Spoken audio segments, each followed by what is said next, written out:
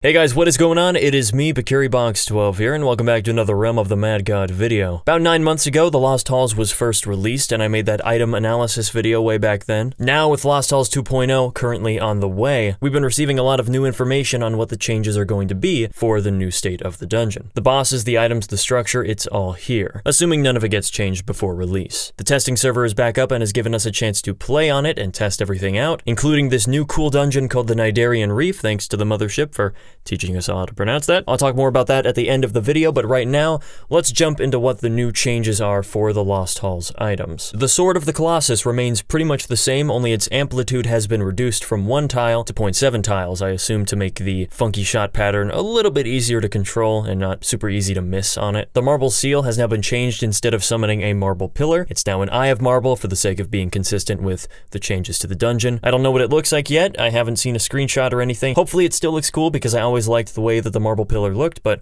we'll see. The effect of armoring and damaging has been increased from within 3 tiles to 4. Breastplate of New Life, unchanged. Magical Lodestone has had all of its stats increased from 5 to 6. This was one of the weaker white bags that people didn't really care about, so I'm glad to see it get a slight buff. Staff of Unholy Sacrifices has had its rate of fire increased by 5 more %. Totally fine with that. I've always loved that Necro set, so I like seeing it get more love. The Skull of Corrupted Souls has had its damage tweaked. The damage now corresponds to your wisdom being greater than or equal to 50 instead of less than, and the damage will then be converted into 100 plus your wisdom minus 50 times 5 rather than 4.2. The Ritual Robe now gives you 15 wisdom instead of 12. Again, great. Adds to the greatness of the Wismod effect. Considering that these are all items found in the quote-unquote hardest dungeon in the game, I don't think Deca needs to be too worried about making some of these better than they already are. The Bloodshed Ring now gives you 20 additional health from before, make it a tad more survivable. Bow of the Void has had its damage and projectile speed increased, but its range reduced, most likely to balance out the insane damage. Quiver of the Shadows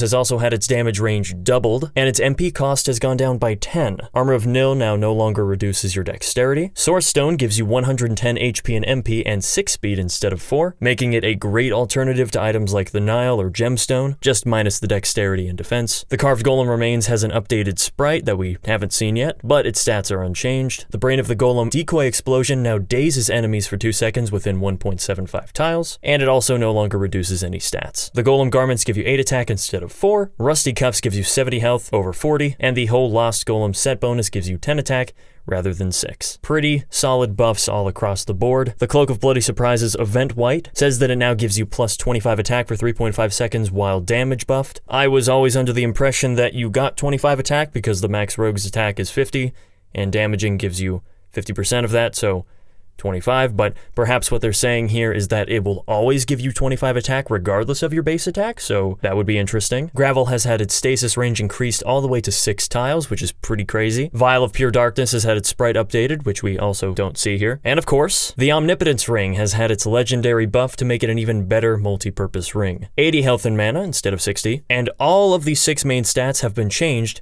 to 4, probably for the sake of appearing like a more balanced ring. Unfortunately, I wasn't able to mess around with the Lost Halls too much with the time I was on. I have seen new footage of all the enemies and bosses, and all I can say is it's looking good. From what I've seen, they've decided to make the Lost Halls smaller, so that way you're not clearing through as many rooms, while also making the rooms themselves bigger and more interesting. Different enemy types and behaviors, room hazards, and an overall element of unpredictability, which I think is the Lost Halls' biggest strength. You're going through all of these rooms that kind of look the same, but so many different dangers lurk beyond the walls. It actually feels like you could probably get through most of these rooms with a few people. It would take longer, of course, but it feels more like a traditional Realm dungeon now that caters to team play. Now let's move on over to the new content that caught me by surprise, the Cnidarian Reef boss. Just like the Puppet Master's Encore, this is strictly a boss fight, not a dungeon, but what I really like is how they're finally incorporating another place to be underwater. And overall, it's just really solid. I tried soloing it on a bunch of classes without using a pet, and it was really hard. I actually wasn't able to do it in the time I had, but I really appreciate how well thought out this boss is. Like, you can tell they spent time on it. Since you're underwater, naturally you will begin to suffocate by running out of air, but the only air bubbles you can find are conveniently placed right next to the boss. So no matter what class you're on, you have to get close to this monster if you want to survive. And one of the Cnidarian's attacks conveniently goes right over each of the air bubbles, so you have to keep on dipping in and out if you don't want to get hit. But they realized that that might be a little bit too much, so they made the attack that goes throws over the air pockets, not deal too much damage. But it dazes you. So even if you decide to tank the shots because you're a knight, you can't stand there. Your DPS will be so greatly reduced that you won't be able to kill the boss before suffering too much damage, adding a second layer of incentive to get you on the move and actually dodge the attacks. It's really brilliant, actually. I did find a little spot that you could stand in next to the air bubble to dodge the attack while also getting your air. Maybe that'll get patched, or maybe that's an intentional little workaround. I don't know. It kind of has its own tentacle phase like the Forgotten King and the Marble Colossus, where it spirals around the room clockwise, forcing you to move. There will be minions that it summons around the perimeter of the room that you have to kill to make the boss vulnerable again. This to me was the hardest part of the fight because it forced you to leave the air bubbles, go kill enemies, and then when you started running out of air, you would have to go back to the boss, who is also trying to shoot you at the same time. It's a very good exercise in patience. You gotta take your time, space things out, don't jump the gun, and I imagine this phase would go by way faster with people, but I understand that that's the kind of boss they wanted it to be. I found that archers were especially useful for piercing through all of the minions. You can't paralyze any of the orange ones that go around the room, but in some of the boss's phases where it surrounds itself with other minions, it's very convenient to be able to pierce, especially in the final rage phase of the fight. Thankfully, it moves around the room away from the air bubbles, giving you a chance to breathe freely, but overall, it's very solid. I'm really impressed with what they were able to do here. It seems like the Cnidarian minions that circle around the room that you have to kill can drop a defense, and the boss itself drops a handful of defense and attack. Maybe it's going to be like the Puppet Master's Encore, where it usually drops def or attack, but can also drop a mana if you're lucky. I also know that it has a white bag scepter that it can drop, as well as a poison. So overall, I'm super excited for this update. I can't wait for it to come out. Lost Tales 2.0 is looking very promising. The items have all been changed for the better, and this new boss dungeon is already a blast to play. Good on you, Deca, you're doing good. Still mad about the Paladin, but I gotta give credit where it's due. Thank you guys so much for watching. I hope you're excited about the new update as well. And as always,